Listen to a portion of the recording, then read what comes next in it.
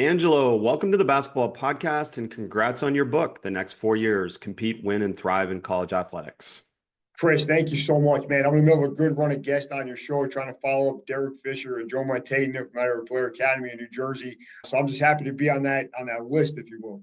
Well, it's awesome to have you on the list. And, strength and conditioning coaches, I've only had a few on, and those have been some of our most popular podcasts. And I think, especially from the perspective that you're coming from, I think this is going to be awesome for people to be able to listen to and hear a little bit more about this process. And when I was thinking about this, Angelo, I was thinking, okay, this is going to specifically more focus on from, say, high school to college, but there are so many transitions in an athlete's life through the youth grassroots sport development system, aren't there? Yeah, man. And, the cliche is you want to take your game to the next level, right? And I don't want to start this conversation by plugging the book, but the reason that the next 4 years came about was I've been a college strength and conditioning coach about 25 years, 20 years at Seton Hall University in New Jersey, part of the Big East Conference. And just, it comes to our men's and women's basketball players where we see it across all of our sports. Men and women just come to campus unprepared. And we're living in a weird time now because there's so many good resources. And I put your show right at the top of those resources, how to prepare to play at the next level, whether you're a coach or a player. But kids are just coming unprepared for everything that college throws at them. I want to be part of fixing the problem and kind of wrote a guidebook for if you're lucky enough to sign a scholarship your senior year in high school, here's how you prepare for that first semester on campus. You mention all these resources, and it does surprise me, but it doesn't at the same time. I have two daughters. We're in the youth space. I see it all the time. People throw a lot of money at different things without necessarily knowing the value they're getting in return. So maybe let's start from there. Like, how do I know that I can get value back from something? You know what? It's really hard, right? Like I think you do a great job on your podcast. I do a great job in my books in the weight room at Seton Hall University. But that's not to say there's not a million other ways to accomplish the same goal, right? I think I have a pretty good plan for a freshman when they come on campus to ramp up and be ready physically, mentally, emotionally to play at the next level when we get to whatever sport. We'll focus on basketball today. So we might, meet a young man or young woman in, let's say, June, July, after their senior in high school wraps up. And then we're playing on a pretty national stage by November, we'll say, right? So it really comes quick. It comes at you fast and furious. And we're trying to get ready to physically play basketball. We're trying to also get these kids ready for college level academics, living away from home for possibly the first time, possibly really far away from their parents or their friends and significant others they went to high school with, and just a completely different lifestyle. So, I always say college is a great time in your life, but it's also it can be a really hard time. And I think we do a really good job of selling the fun, right? We sell the championships, we sell cutting the net down, we sell the partying. We don't sell the 6 a.m. in the weight room 4 days a week, right? We don't sell the mandatory team breakfast and the potentially really hard academic stresses that some people go through when they go to college. So I think, I'm not, and I always say, the coaches I work with anywhere I've been, I've never worked with any liars. I've worked with a lot of good salesmen and women, right? So when they're recruiting kids to campus, they're showing you the best stuff that the school has to offer, which is usually true. That usually is there. But then there's some, not going to say negative, but there's some work attached to those rewards that doesn't always get pitched on the recruiting trip. So I think we got both ends. Be a little more transparent if we're on the coaching recruiting side of things, right? But then also, if you're a prospective student athlete, you got to be a little more transparent with yourself. So the example I always give, if you know on September 1st, everybody on the team has to run a 6-minute mile, for example, and on June 1st, it takes you 9 minutes to run a mile. Well, it doesn't mean you can't do it. It means you got 3 months to figure it out, right? And the thing I always say is if you sign to play somewhere, the best piece of advice I can give anybody, it's just a big umbrella piece of advice, contact the strength and conditioning coach ASAP. Get in touch with him or her, find out what's going to be expected of you when you get there. So at the very least, you know what you're up against and how you can get a game plan to succeed when you get there. Because in a sport like basketball, the weight room is really the first thing you do when that fall semester starts, right?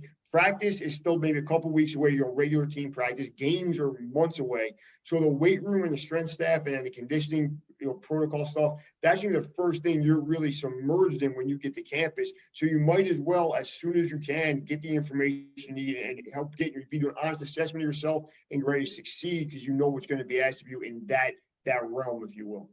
Great advice there for sure in terms of that. And, coaches listening, we should be helping facilitate that as a high school coach or as a college coach as well. So that information gets to the player, I imagine. You started by mentioning that players are coming in unprepared. And I know you're talking about all levels of sports, different sports, et cetera. But can you give us a general idea of some of the gaps that athletes are coming into college with? Stay specifically to basketball for you and your audience. And the one thing we see, if you look at certain sports like your football, your baseball, your wrestling, the kids are training at a younger age. They're going to the weight room with a pretty high weight room proficiency and just being comfortable doing a squat, doing a lunge, doing a bench press, that kind of thing, right? In the basketball world, that's not always the case for a couple of reasons. Training in the weight room isn't a part of the culture of the game the way it is in some of those other sports, right? And then you look at the year-round culture of youth basketball, there's not really a lot of time to train any given point of the year, right? Then you compound that in sport like basketball where a young man or young woman might have grown 6, 8, 9 inches in their junior, senior year in high school, and they're dealing with a body that's new to them, right? And that's really not meant for strength. That doesn't mean they can't get stronger, but if you look across the board, the strongest men and women in the world are not 6'10" plus. Their body's not meant for that, right? So I think you got to think about that population. And I think one thing my profession does a pretty poor job at is we're constantly selling young men and young women and their parents or their coaches.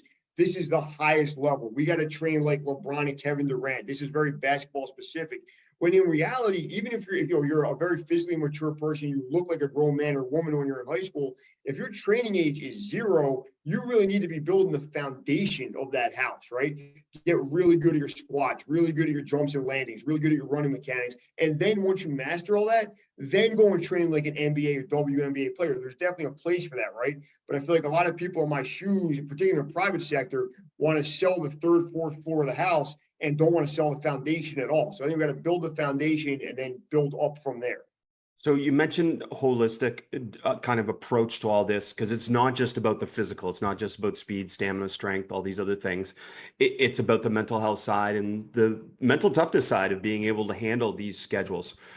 Where I want to go is kind of understanding where do we build in the rest? Because you mentioned that as a college issue, but it's also, as you just said, a high school issue. How can we get parents and coaches to understand the value of recovery? Okay, a couple things there real quick with that adaptation to the college schedule, right?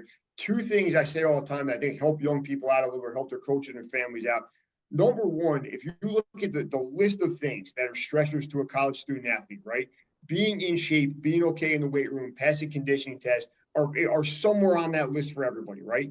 If you take care of business that summer before you start college and check that off the list, that's one less thing that cause stress and anxiety in your college experience. I always say control the controllables, to use a cliche, but that's one thing you can use to not be stressed about when you're on campus, right? The second thing I tell kids all the time is find somebody on campus that's your person. Might be an assistant coach, might be an older teammate, might be a support staff person like myself, an athletic trainer, but find somebody that knows your struggle and can help you get through it, right? Because even if you come from the best support system at home, best mom and dad, best brothers, sisters, they're not there every day and they don't know what the program is like day to day. So you got to confide in your parents and always have those open conversations with them in an ideal world, but find 1 or 2 people on campus that you can really relate to and confide in and talk to them about your tougher decisions and kind of make yourself at home that way, I think is a good thing, right? The rest thing is a really interesting thing, right? Because when you say, for example, we're a track athlete and you can kind of individualize everything you're doing and decide I need to really perform at these meets, I can take these meets, my foot off the gas, I can do nothing this month, whatever it might be. Basketball, soccer is such a team game, right? And we're all playing the same schedule. And what I always say is if you look across the board, you got, if you look at like December, like Christmas break, right? Theoretically, your juniors, seniors who are grown men and grown women should be ready to go. They should be coming because they're playing well, they're feeling good, they're in great shape. Your freshmen might be dragging by Christmas. They might be begging for a couple of days off to go home and relax at their body repair, right?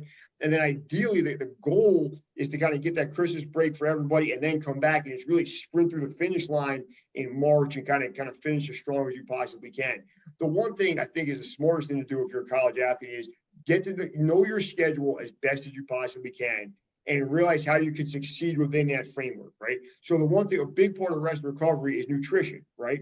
And I always say, to use another cliche, and I hate this because we're early in this talk and I've used two already, but if you plan to fail, you fail to plan, right? So whenever I see a kid on campus with Dunkin' Donuts bag, Starbucks cup at the vending machine, putting their money in, I'm like, well, what happened? Why didn't you know you're going to have practice this time, study all this time? Why didn't you get a peanut butter and jelly sandwich from the locker room? Why didn't you figure out, I'll go buy a whole sub at Jersey Mike's, eat half for lunch, half for my snack, and then not be starving buying the worst possible food in between study hall and my skill work or whatever it might be, right? So the biggest thing is to get your schedule down pat and learn how you can be successful in it. So maybe that's carrying a bottle of water everywhere you go. Maybe that's getting a nap in between practice and night class if you can, but just kind of figure out what works for you. And the other thing is, and this is much easier said than done, young people got to be able to say no every once in a while, right? Because if you're kind of the big man on campus, everybody wants your time. Everybody's trying to hang out. Everybody wants you to come to this NIL event, sign this autograph, study for this test. I mean, which there's a time and a place. I would never tell someone to turn down opportunities, but at some point you got to put the phone down, put the PlayStation controller down, and just get sleep and just relax and get ready for the next day. And that's the thing you see a lot. The kids that a lot of freshmen struggle with that at my level. The kids that stay around and are successful in college figure that out earlier, sooner than later. And then, their senior year, you see them doing more of the right things, and their body's usually looking better, they're feeling better, playing better. And a lot of kids that can't figure that out don't have super long careers from what I've seen. Great points all the way around. And talk to us about adapting to a higher level of play, because that's another part of it. Every time you go up in level in age groups or whatever it may be, it's a higher level of play. Yeah, and I think a couple of things. You got to be aggressive, right? You got to believe you can do it at the next level. All of that's important. And at the same time, you got to probably give yourself some time to adapt to play at that next level, right? College basketball is a little different than ever before, but it's always been the scenario where even if you're great, McDonald's All-American, best player in your state, but you're a 17 or 18-year-old boy about to go and play with 22, 23-year-old men, right?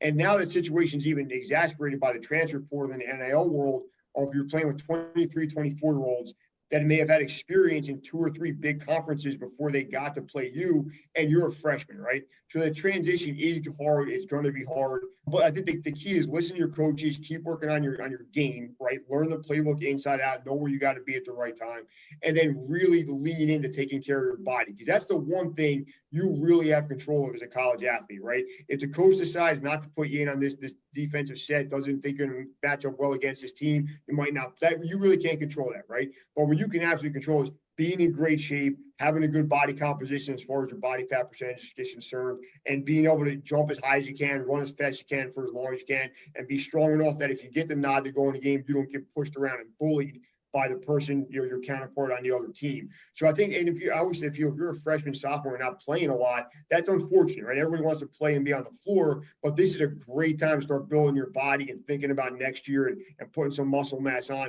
Because one thing about, as a sweeping generalization about college basketball players, they're so untrained when we meet them at the college level, just haven't had the exposure to the weight room, right? And they have these very slender, tall, elongated body types.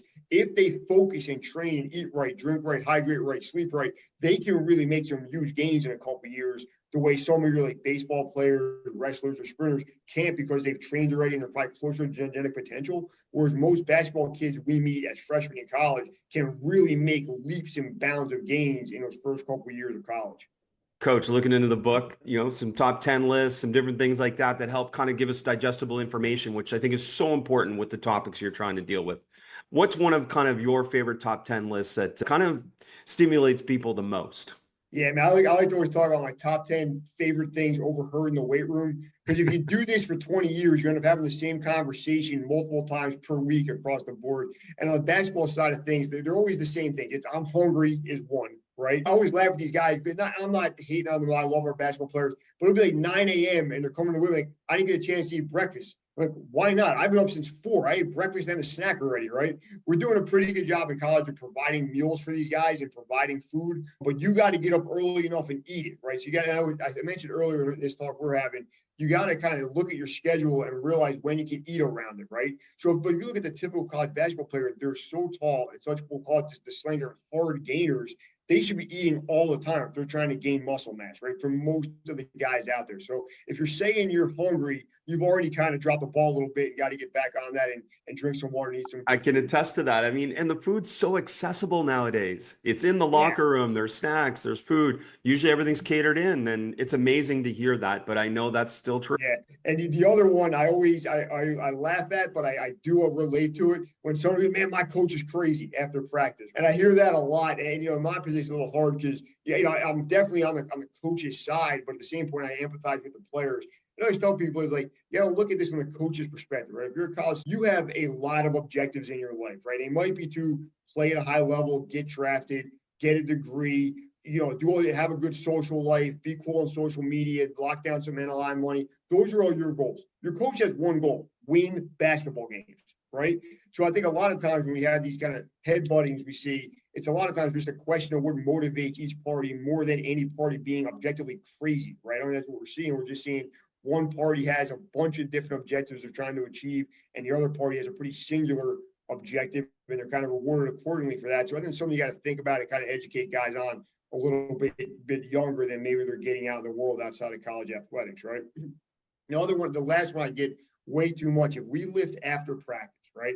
Then this is really any sport. They're tired, they've had it, they don't want to come in. And I always think, I understand you've been running up and down the court for 3 hours, whatever it might be, right?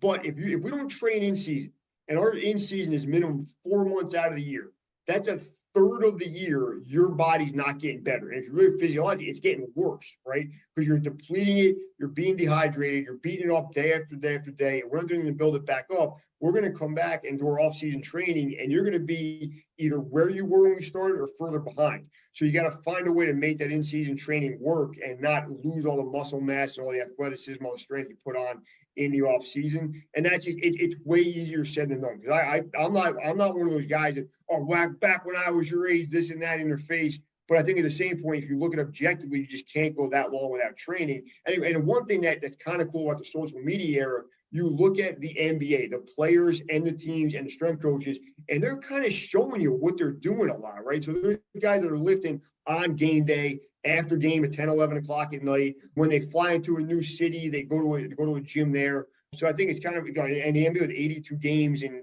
9 months or whatever it turns out to be, there's no way you can't lift in season and hope to maintain any of what you did in the off season. So I think that they set a pretty good example, right, of how to do it. And the college level, we do, just as good a job over a shorter period of time. You've mentioned this balance between being like a college athlete. I mean, everything becomes a little more scheduled, everything becomes a little bit more organized within your day, but you still have free time. So what do you advise college athletes to do with their free time? They're not studying, they're not training. What are some ideas for them? Okay, real quick, in the world we live in now, I tell these kids, go pursue every NIL dollar you possibly can. If a car dealership wants to give you $1 to go sign an autograph, go do it, because realistically, that bag's not going to be there when this run is over, right? Not everybody's going to the NBA. If someone wants to pay you to wear a t-shirt on Instagram right now, you should probably do it right now, right? But if you take that kind of off the table, because we live in a weird time with that, right?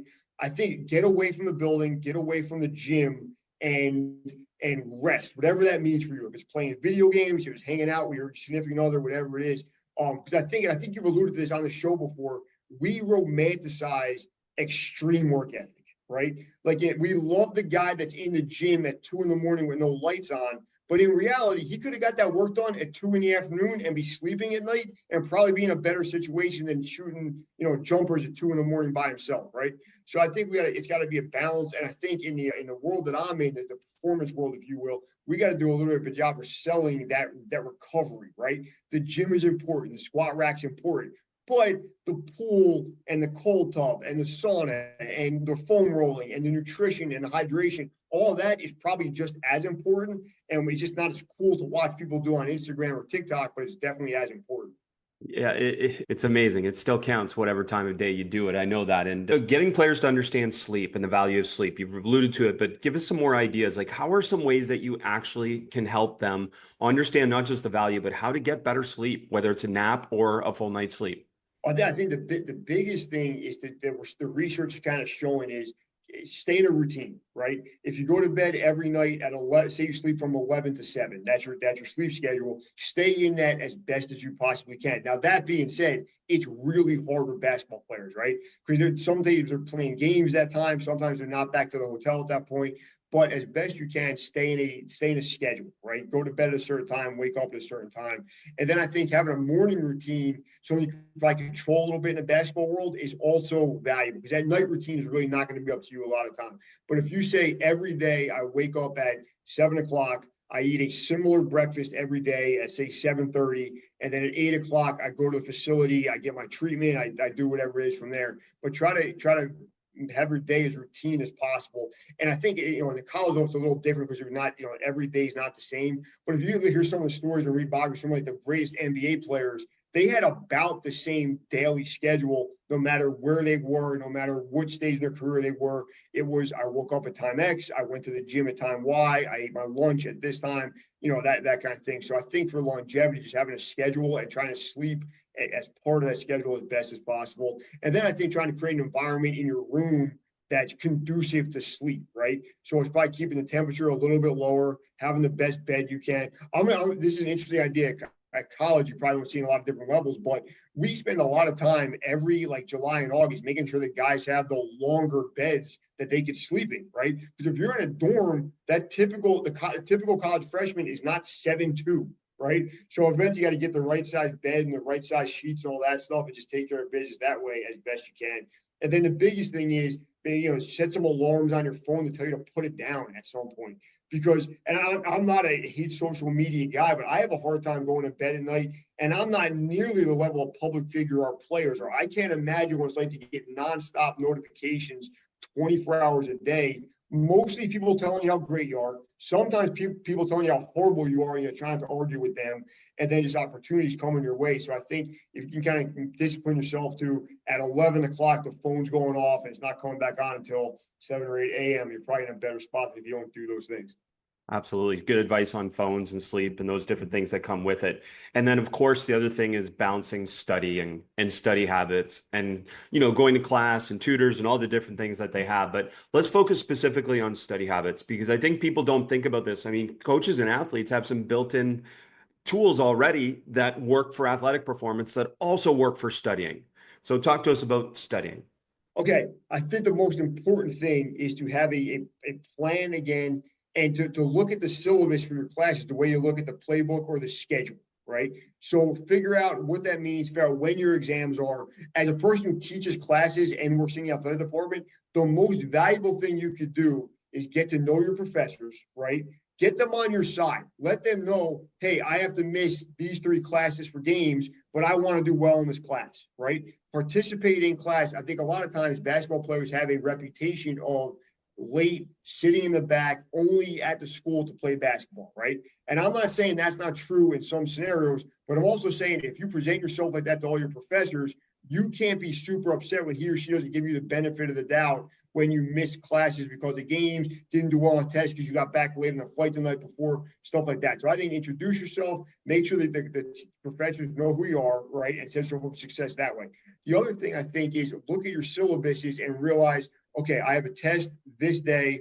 I want to study for it for these 2 days. The same way you look at, I have a game on Saturday. We practice for that team's offense, defense, whatever it might be, on Thursday, Friday, leading into Saturday, right? And just plan for that as best you possibly can. And the advice I've been given a lot in the book and just in the transfer portal area is when we're looking at transfer so quick, right?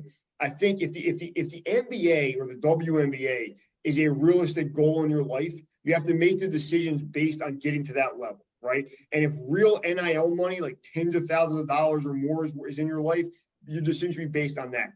If that's not realistic for you, I think you got to look long-term at your academic decisions and think about where you want to be when you're 30, not where you want to be next season, right? So example I always gave, if you really want to be a dentist and you're in a school with a great bio program, but you're not playing a whole lot, maybe you want to ride that out, get the biology degree and go to a great dental school, as opposed to transferring now, get more playing time, and then having to start again at another program, another major, put you in school longer, whatever it might be. So I think one thing we're doing, I think the transfer portal is basically a good thing that gives some of the power back to the players and get some options.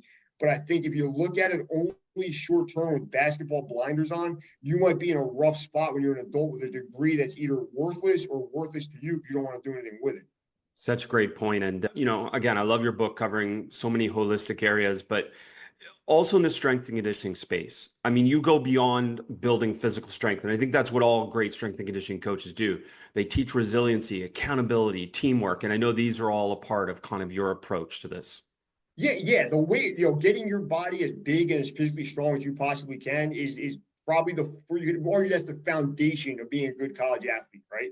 The next step is what you could do together, right? So if you have five great players that are great individuals but can't do anything together, you're probably not going to win a whole lot of games, right? So I think doing some team challenges, some things in the weight room where guys are challenging each other, maybe having to hold each other accountable for things is a great option. I'm going to be totally honest with you. At my level, kind of like we're out of the Power Five, we're a Division I school, right? We're getting so many new players every year because of guys leaving because of the transfer portal and to bring guys in because of the transfer portal. Team building has become an incredibly challenging thing at my level. Right? If you're at the high school level, AAU level, kids are together for a bunch of years, it's probably a little bit easier and probably really a lot of fun with those groups where you got the same kids around. In the NBA, where at least for the year, you got about the same guys, same roster, probably could do some cool stuff up there. It's a little bit different because they're adults and they're making a lot of money. But at my level, it's become incredibly hard.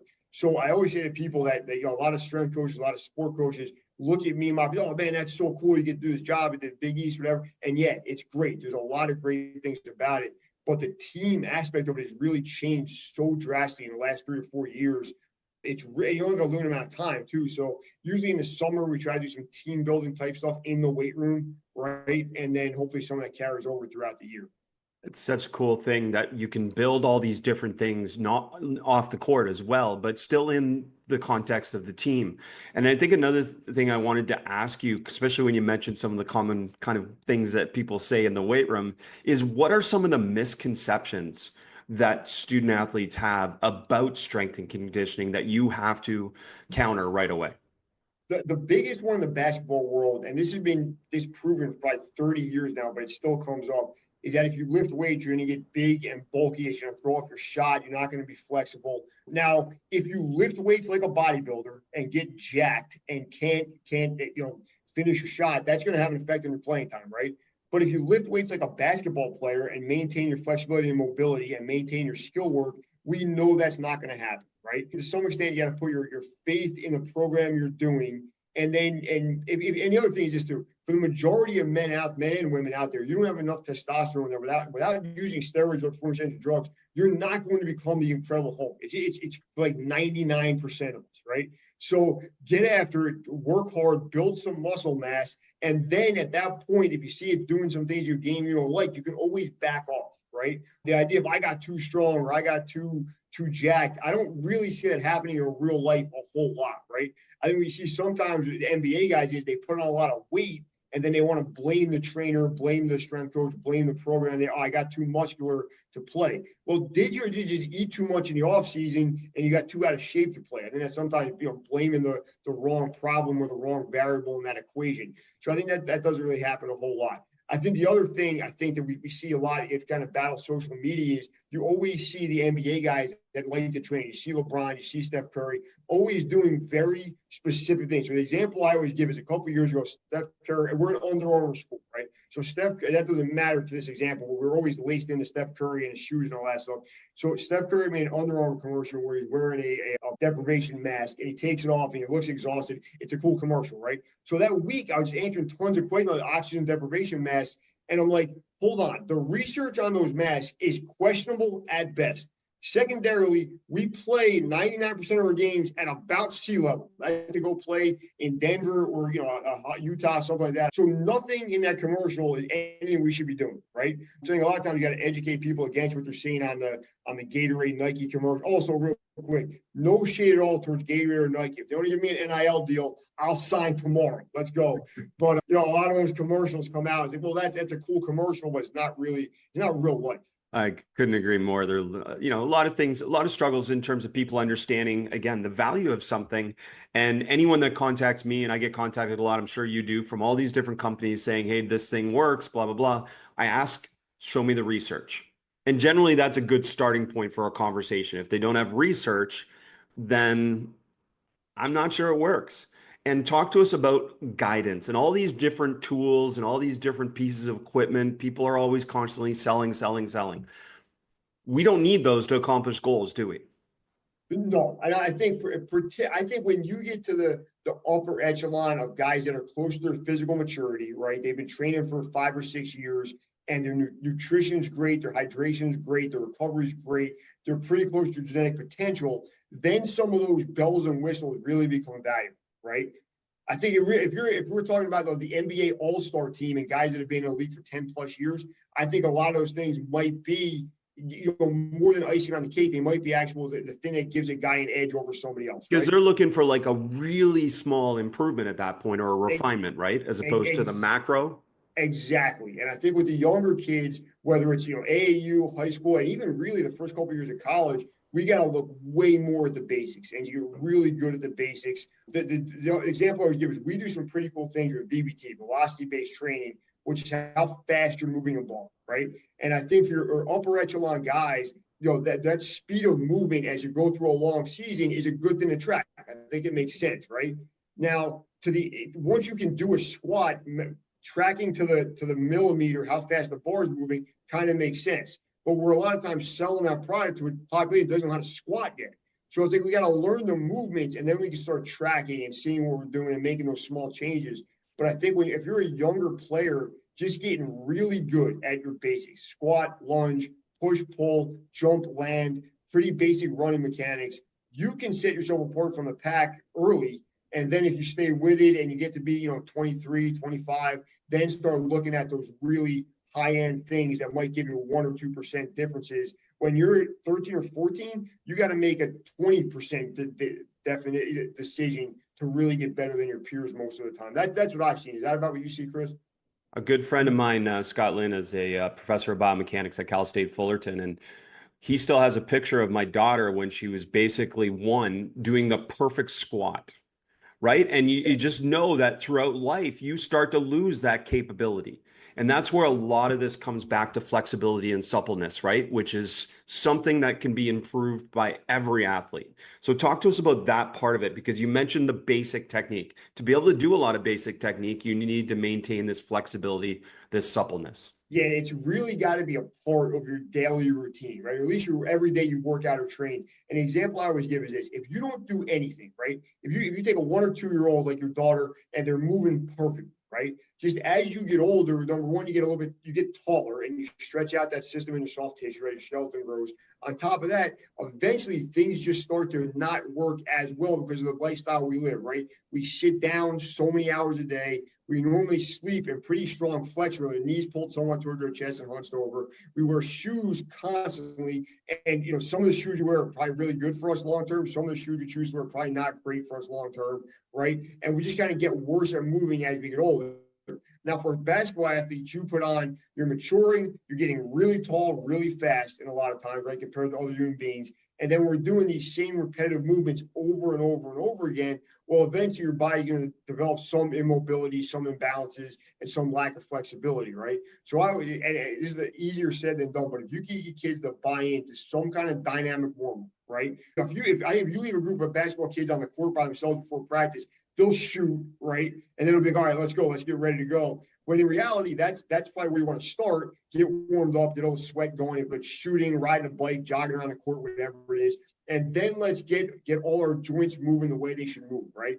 Can we do some arm circles, shoulder rotation, stuff like that? Get our hips going, get our knees going, get our ankles going, and get as loose as we possibly can. And then at the end of practice or the end of a game, do that again, right? Or some kind of cool down and stretch at the end to keep those muscles as elongated as possible. Mainly because whether you're in AAU or college, you might play your last game of the day, jump on a bus or in a van and be seated for 5 hours, depending where you're going next or what your day might be like. And you always gotta say, if you get to coach kids that travel a little bit, after the travel, after the flight, after the bus ride, if you get in a ballroom in a hotel or just outside the gym or something and do some kind of loosen up stretch before you go right to practice, that's always a good idea, because just being seated for who knows how long is not great. And I understand the logistics of sometimes you pull up to the school at 11 o'clock, the gym's yours from 11 to 12, you got to go and meet. I understand that's real life, right? But I also understand if you could think about that, maybe get the bus, make it work a little bit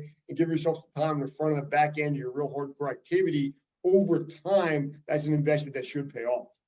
I love it. This is great stuff, great actionable stuff. And staying kind of, let's go to nutrition then a little bit. Talk to us, like, what are some of the best practices pre-game, halftime, post-game in terms of recovery post-game?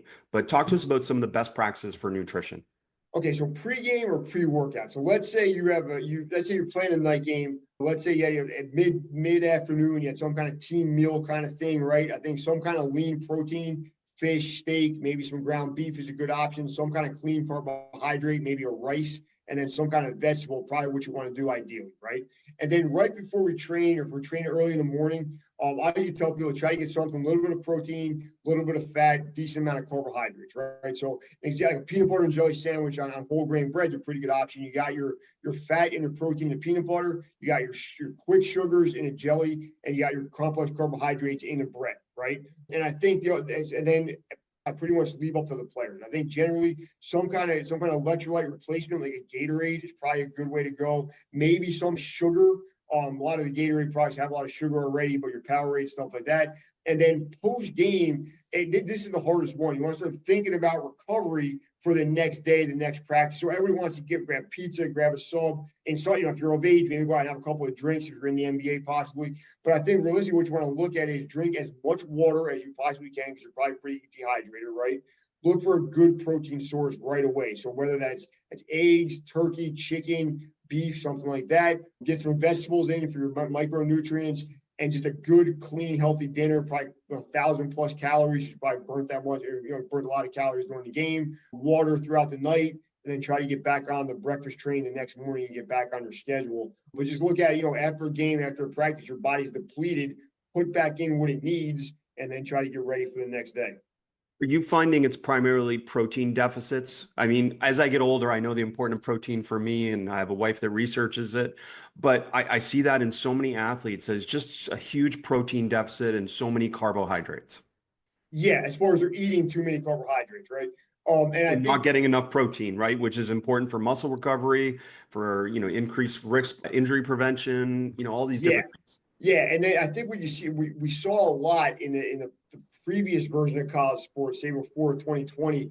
Protein's expensive. It's the most expensive macronutrient, right? And I understand that if you give a kid $20 in meal money, they would much rather go to the dollar menu at McDonald's and pocket 15 of it. I totally understand that. But at the same point, you got to think a little more long term. And I'm not even saying you got to go to, Bruce Chris Steakhouse. But if there's a McDonald's and a Chipotle, maybe pick Chipotle once in a while, right? But I always tell our guys and girls, like, there's nothing, everybody likes, they have their vices, right? Maybe you like soda, you like Pop-Tarts, sugary cereal, whatever it is. But make the right decision most of the time, right? And that, hopefully as you get older, you make the right decision more percent as you get older. But, every once in a while, realize your body reacts the best when it has the best food in it. And then the one thing that's been positive in the last couple of years is we're providing so many meals, food in the locker room and the stations across college athletics. It's easier and cheaper to eat healthy, but you got to still make the right decision, right? Because there's still days you might walk in a locker room and there's a box of Pop-Tarts and a box of Kind bars, and myself included, if the health is not an issue, I'm picking the Pop-Tarts, right? But eventually your rational mind has to override your animal mind and be like, okay, Pop-Tarts on Saturday, Monday to Friday, I'm picking the Kind bar or the trail mix, whatever the better snack option is. It's just amazing. I mean, I smile when you say protein's more expensive, and I see the difference between buying a shake on the road and it's 40 grams of protein versus 20 grams of protein, and it's much more when it has more protein. So I get that completely. And one thing I'll say to you, I know a lot of youth coaches listen to your show, AAU coaches, travel coaches.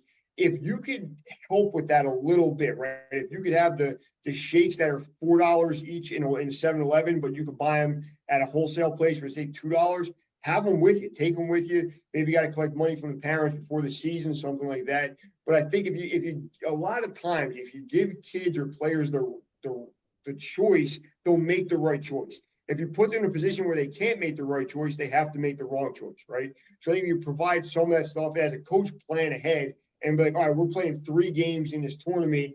We're going to do a team breakfast here. We're going to provide this after the first game, this after the second, and then team dinner here. You're in a much better chance for long-term success than if you just say, all right, just go to the tournament and see what happens. Make the right decision most of the time. I love that. That's great advice for just about everything for a developing athlete. And then, yeah, to that, we bulk order. If you saw our cupboards, it's bulk order of core power protein shakes, and we have them in 26, we have them in the 42, and we always have them because we're always traveling and always on the go. So just great advice there as well. Talk to us a little bit then. Not everyone has to navigate this, but certainly NIL, and it's changing again, it sounds like, in terms of direct payment now from colleges and universities. But talk to us from a player's perspective, some things that they should consider entering college and putting themselves, and we can go beyond NIL, it's really branding themselves as well for future employability. So talk to us about that process. Yeah, look, I think for all these young men and women, let's be smart about your social media from as early as you possibly can, right? If you have I'm not saying you shouldn't post about your political opinions, but if you have some really extreme opinions that are going to maybe not make you super palatable to big companies that might want to be in business with you, maybe think about not posting that sometimes, right? If you like to party and drink and nightlife is your thing, have at it. But maybe if you're underage and maybe if you want to be in business with companies other than, Budweiser and Schlitz Malt Liquor, maybe think about not posting those party nights as much as you did before, right? Think about, and the other thing is, think about if you're a college athlete, or even the best high school athlete in your town, kids are absolutely looking up to you, right? So always think about that before you post. And then I think the important thing is to try to think long term. And that's so much easier said than done now because we don't know what this system is going to look like long term, right? Think if just 4 years ago, you told me shoe companies would be giving $1 million deals to high school kids, we wouldn't believe it. That's not a thing we believe happened. And now it's commonplace, right? But do think about when you're putting your profile together and putting your life together. If you want to be a rebel and not be a part of this, that's a version. You could do that. That's another version. But if you want to try to make some money at this and be a spokesperson for some things, think about being the kind of person these companies, these businesses want to be partnered with for the long term, right? Because now we're in a weird spot now that some of these kids are getting deals in high school and they could potentially be wearing that shoe or drinking that Gatorade until they're 35 years old. That's a 20-year commitment that we haven't really seen before, right? So and then I think be smart about it. And I do think at some point, if there's people in your life you could trust that know that world, consult with them. I think if you pick the wrong people to consult with, that could be worse than not consulting with anybody in some cases. But try to find somebody you could trust to look at your best interest and keep you in mind to make the best decisions. And it's a hard question to answer because it's changing so quick. If a young, if I have a 9-year-old daughter, how old your kids are, but if in a couple of years she's a good high school athlete and she's like, Dad, what do you think about this deal, this deal, this deal? I don't know, really. We just don't know. I go, that looks like a lot of money. That looks like a little bit more money.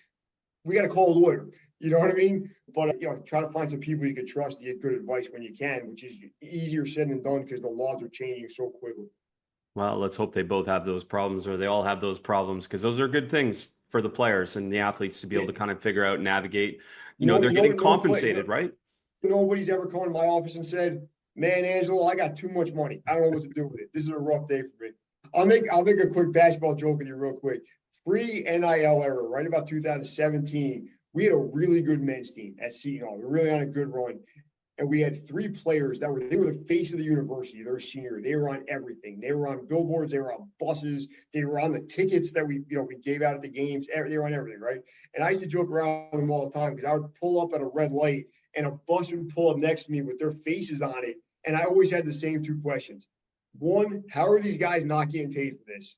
And 2, who photoshopped these pictures? Because they are not that handsome in real life. Yeah, but I think I think it's a better thing now that they can profit from the name, image, and likeness. We just have to, I say we, I mean the NCAA, whatever this looks like in the next 10 years, has to figure this out a little bit and kind of calm down the Wild West we're in right now. But I think if you're there's never been a better time to be a successful student athlete than right now. No question. Angelo, again, thanks for all this information. And man, congrats on the book, The Next 4 Years, Compete, Win, and Thrive in College Athletics. What are some of maybe the questions or takeaways that people have been sharing with you about the book specifically? Most of the feedback I've gotten are people saying that this is a really good inside look at what happens after you sign your deal. And in the book, the first chapter is called "You Signed Your National Letter of Intent. Now what?" You got to change the title on the second edition because we're maybe not calling it that anymore. But it's the same idea, right? And I always thought when you sign that deal and you're going to play in college, it's a great experience. You've done something. You've beaten out so many of your peers. You've beaten every odd to do it. You should celebrate and have a great time and put it on YouTube, get a lot of likes.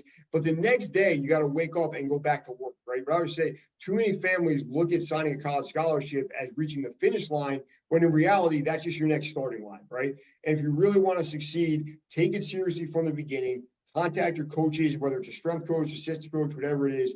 Find out what should be expected of you your first semester and start getting ready now. I just see too many kids, and for 20 plus years, I've seen so many kids come unprepared and have bad experiences, when if they would have taken the initiative to learn how to prepare and then do those preparations, they would have had a much better experience. So that's kind of the goal of the book, kind of my mission for these next couple of years, just helping men and women get to campus ready to succeed, and then kind of taking the ball and running with it from there and whatever they might do in the future.